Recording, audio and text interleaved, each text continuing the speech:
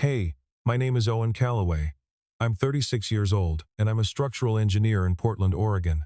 I spend my days calculating how much weight a beam can carry before it bends, how much stress a foundation can absorb before it cracks. I'm good at it. I'm good at knowing exactly where the breaking point is on paper. I just never learned how to find it in myself. 3 years ago, my wife Claire packed 2 suitcases into the back of her car on a Tuesday morning and told me she didn't recognize the man I'd become. I didn't argue. I just stood in the driveway in my socks and watched her taillights disappear down the street, and some part of me understood she wasn't wrong. After that, I moved into a loft on the third floor of an old warehouse building in the Pearl District, the kind of place with exposed brick and tall steel frame windows that developers love to call character. I kept everything in that apartment exactly where it belonged. My mugs lined up by handle. My drafting table angled toward the window at the same 45 degrees every morning. I woke up at 5:40, even, on weekends, made the same black coffee, and reviewed load calculations before the sun was all the way up. Not because the work demanded it, because the silence in that apartment had a way of getting loud. If I didn't fill it with something first.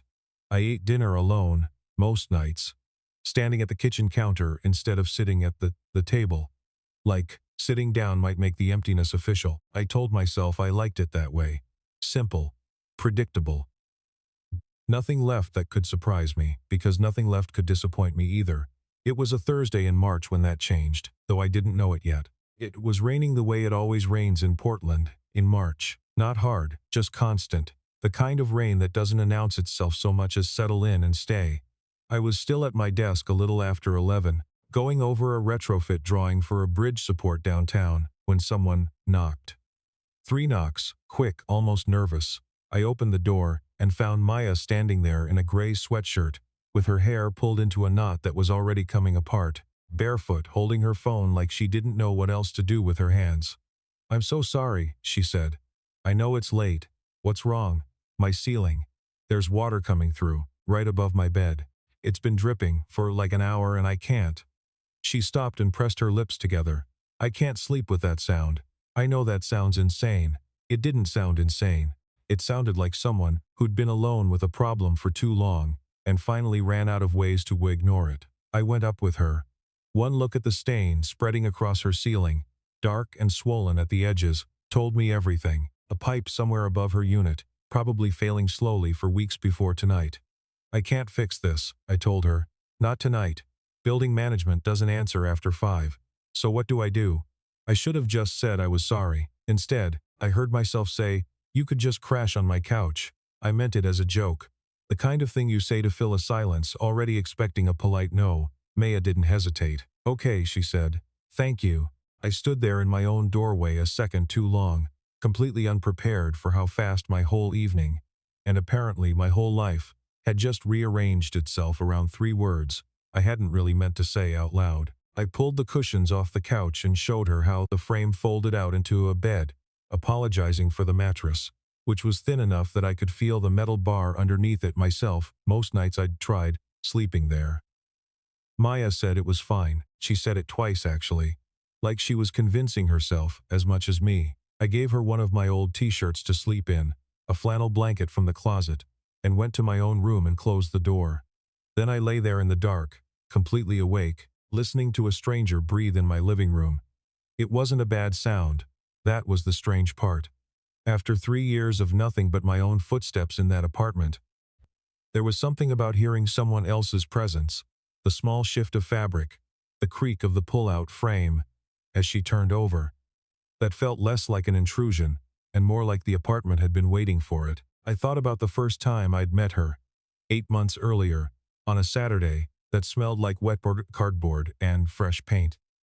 I'd been carrying my own groceries up from the street when I found her in the stairwell, wrestling with a box of books that was clearly heavier than she'd planned for. She had her hair thrown up in a knot that was already falling apart on one side. And when I got close enough, I noticed her socks didn't match, one gray, one a faded blue with a hole starting at the heel. She wasn't embarrassed about it. She just caught me looking and said, "I own 4 pairs that match. None of them were on top of the basket this morning." I carried the box up to the 4th floor for her. She talked the entire way, fast and a little breathless, about how the movers had quoted her one price and then doubled it at the door, about how she didn't trust elevators that made that particular grinding noise, about how she'd lived in 6 different apartments in 4 years, and this one finally felt like it might stick. I noticed, somewhere around the 3rd floor landing, that she tapped 3 fingers against the side of the box every time she paused to think. Quick, light, almost unconscious. I didn't ask about it then. I just filed it away, the way I file away everything. A detail without a use yet. For months after that, we were exactly what 2 neighbors are supposed to be.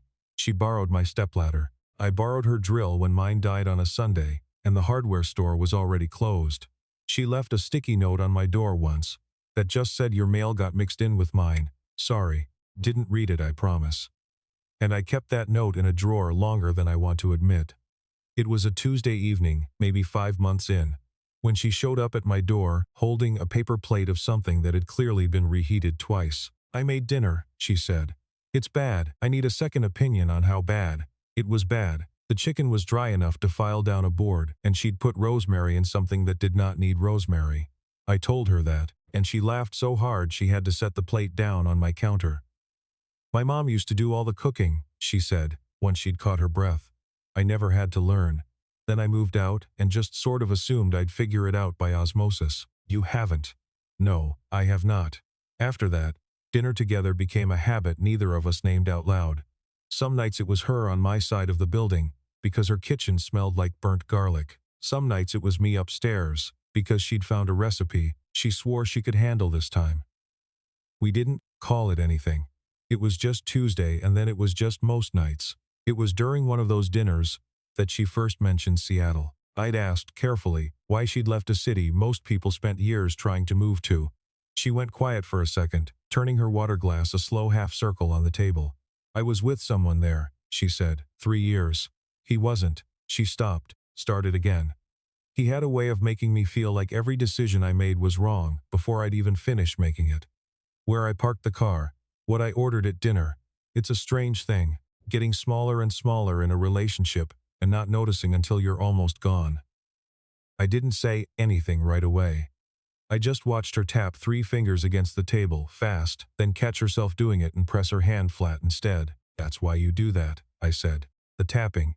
She looked down at her own hand like it belonged to someone else. It's stupid. It's not stupid. It's just something to hold on to when my head gets loud. My therapist back in Seattle called it a grounding habit. I called it twitchy. I didn't tell her I'd noticed it the very first day in the stairwell with the box of books. I didn't think she was ready to hear how much I'd already been paying attention. Then Daniel came into the picture. He was a pharmaceutical sales rep, the kind of job that put him on the road 3 weeks out of 4, driving between clinics across the Willamette Valley, with a trunk full of samples and a leased SUV that always smelled like new car. He was polite to me in the hallway. He brought Maya flowers that actually matched the color of her curtains, which told me he'd paid attention to at least one detail about her life. I noticed something else, though, something I wasn't proud of noticing as closely as I did. When Daniel was around, Maya's hands stayed still. No tapping, no grounding habit working itself out against a tabletop. At first, I thought that meant she felt safe with him. It took me longer than it should have to understand. It meant the opposite. She wasn't tapping, because she wasn't really present enough to need to. One night, after Daniel had left for another work trip, and Maya had come down for dinner out of habit, more than hunger, she sat across from me at my own kitchen table, turning her fork over and over without eating much of anything. "Can I ask you something weird?" she said. "Sure. Do you ever calculate the outcome of something before you even know what you actually want?" I almost laughed, because it was such a precise description of my entire career. "That's what I do for a living. I'm not talking about bridges, Owen." I looked at her across the table, at the way she was watching me, steady, like she already half knew the answer and was just waiting to see if I'd admit it too.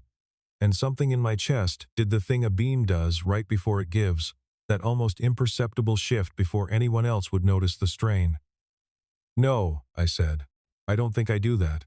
I think I just calculate the load and call it caution so I never have to answer the actual question." She didn't say anything to that. She just looked at me a second longer than a friend should. and then went back to turning her fork over in her hand, 3 fingers tapping once, twice, against the wood of the table before she caught herself and stopped. Reclire the pipe finally gave out completely on a Sunday morning in April. 3 weeks after that conversation at my kitchen table, the one I still hadn't let myself think about too hard, I woke up to the sound of dripping that didn't belong in my own ceiling.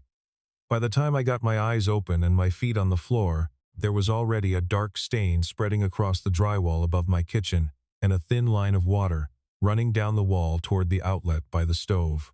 I shut the breaker off myself before I even called anyone. Some habits you don't question. Maya's apartment looked worse.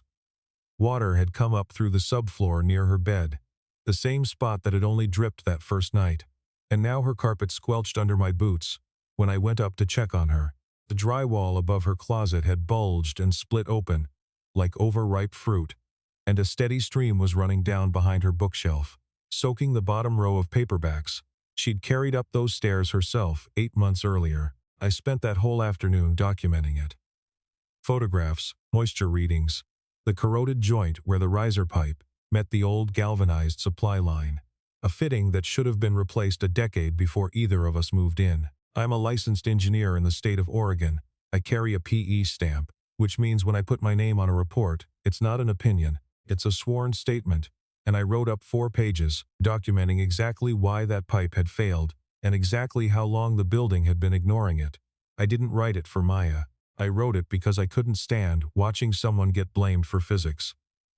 They had no part in. Diane Holcomb came out from the management office 2 days later, clipboard in hand, reading glasses, pushed up into hair that didn't move when she did. She walked through Maya's apartment like she was inspecting a used car she already intended to lowball.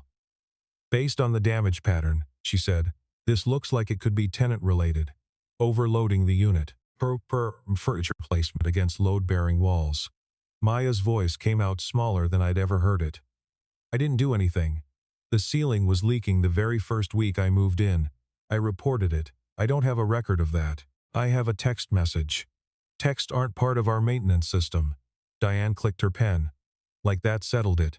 I'll need to send this to our risk assessment team. Depending on what they find, you could be looking at repair costs in the 4 figures. We may also need to review whether this constitutes a lease violation. I watched Maya's hands. No tapping, just her fingers curled tight around the strap of her bag, knuckles pale, the kind of stillness that isn't calm at all. I stepped in before I'd fully decided to. I have a report.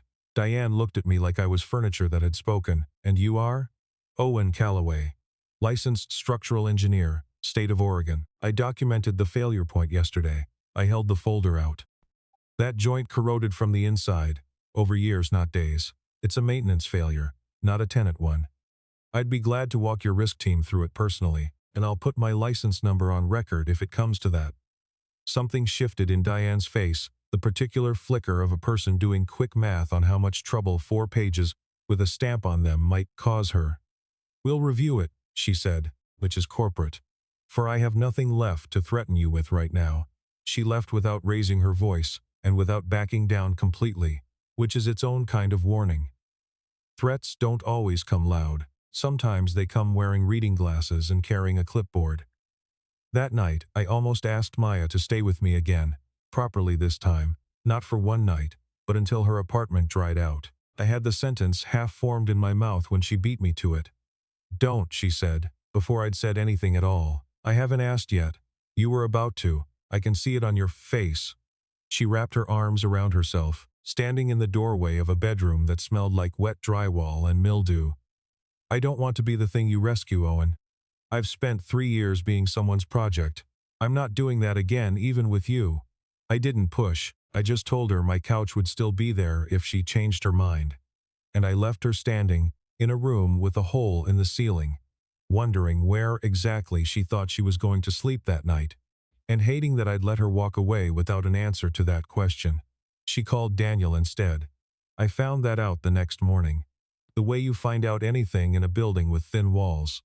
I heard it. He'd come back from a trip to Salem a day early, and from what carried down through the stairwell, it wasn't really about the ceiling at all by the time the voices got loud. You haven't asked me one question about my trip, Daniel said. Not one. I'm sorry, I've had a lot going on. That's not what this is. You've had a lot going on with him. A pause. Long enough that I stopped pretending I wasn't listening on the landing below. That's not fair, Maya said, but her voice didn't have the conviction to back it up. I think it's the fairest thing I've said in months. His voice wasn't cruel. That was almost worse. He just sounded tired, the way people sound when they've finally stopped fighting for something they already know is over. I don't think you've been here in a long time, Maya. Not really. I just kept showing up anyway. I didn't hear her answer that. Maybe there wasn't one to give. 20 minutes later, I watched from my window as Daniel carried a box of his things down to his car, got in, and drove off toward the valley without looking back up at the building once. The hearing with Diane's risk team got scheduled for the following Thursday, in a small conference room 2 floors above the building's lobby that smelled like burnt coffee and carpet cleaner.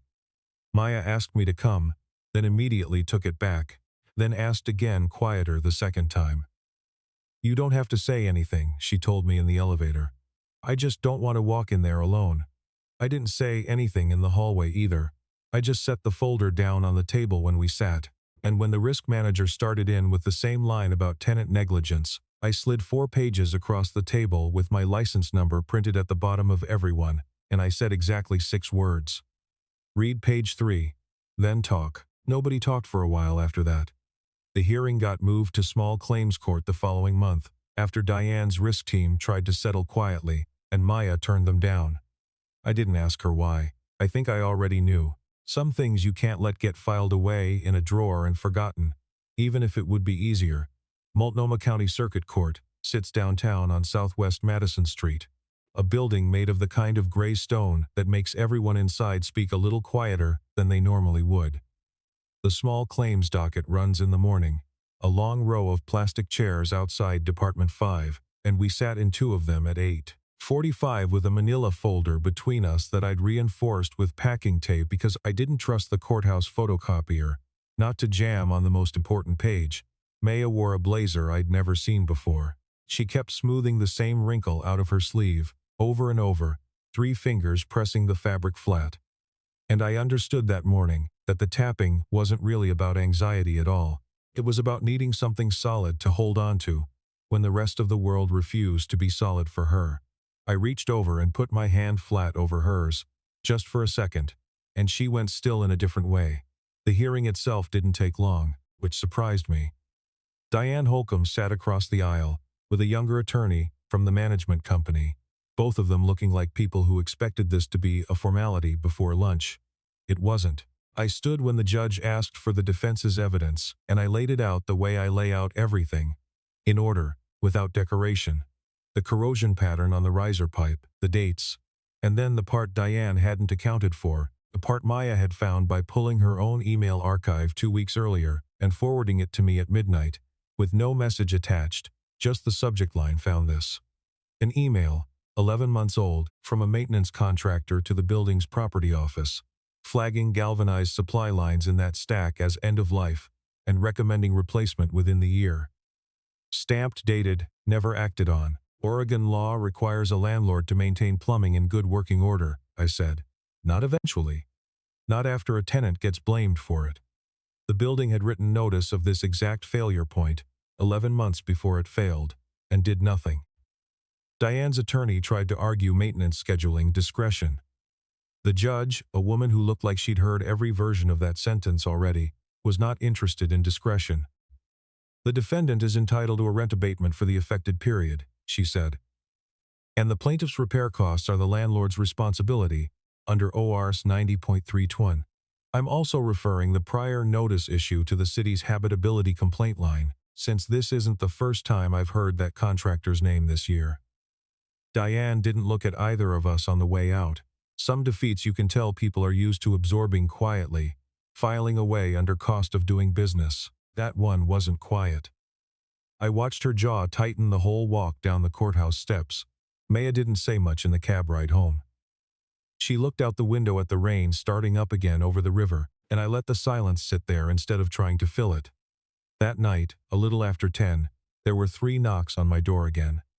Quick, almost the same rhythm as that very first night, Except this time I knew exactly who it was before I opened it. "I don't need rescuing," Maya said, before I'd even gotten the door fully open. Her hair was damp from the walk down one flight of stairs in the rain that had started leaking through the building's gutters again. An irony neither of us mentioned out loud. "I won today. I don't need you to feel sorry for me. I don't feel sorry for you." "Then why does it look like that?" "Because I'm relieved," I said. "Not for you, for me. I didn't like watching someone try to make you small." She stood there a second, water still beaded on her shoulders, and then she said, quieter, "I just don't want to be alone tonight. That's all this is." "Okay." I didn't make it a joke this time.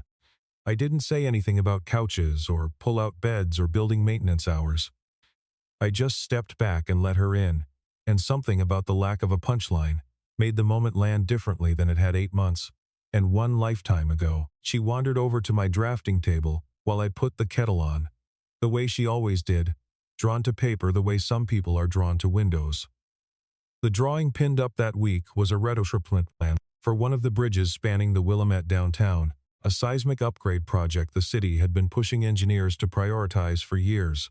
New shear walls, reinforced bearings, the kind of work nobody sees until the day it matters. She traced one of the load lines with her finger, without touching the actual paper, the way you'd trace something you were afraid to disturb. "What's the load capacity of a bad idea?" she asked. I almost laughed, except it didn't feel like a joke when she said it, not the way it had felt the first time she'd asked me something close to that across my kitchen table. "There isn't a number for that," I said. "That's not how it works. Isn't it? Isn't that your whole job? Figuring out how much weight something can take before it gives out?" I set the kettle down without turning it on. I've spent 15 years doing exactly that, calculating margins, building in safety factors so nothing ever gets pushed past what it can hold. I looked at her, really looked, the way I hadn't let myself do in 8 months of borrowed drills and bad dinners and sticky notes I'd kept in a drawer for no reason I'd admit to. I never once asked what something could hold if it wasn't carrying the weight alone. I kept treating you like a load I had to calculate, instead of asking what we could hold up together. Maya didn't say anything right away. She just looked at the drawing, then at me, and her hand finally went still against the edge of the table. No tapping, no grounding habit working itself loose. Just quiet. "That's the most honest sentence you've ever said to me," she said. "I know. Say it again." "The real version, not the bridge version."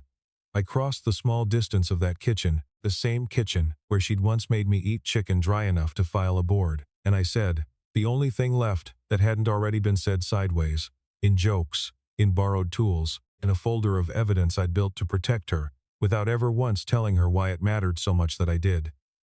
"I love you.